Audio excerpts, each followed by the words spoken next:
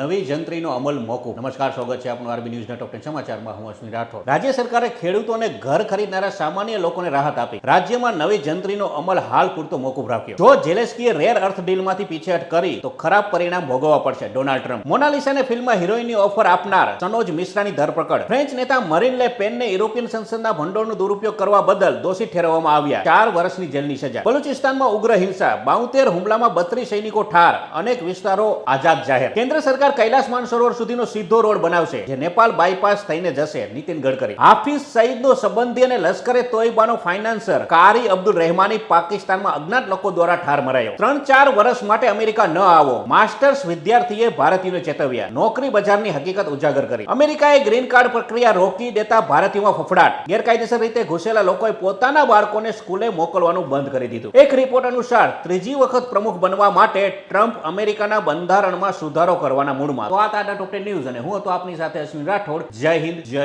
Bharat.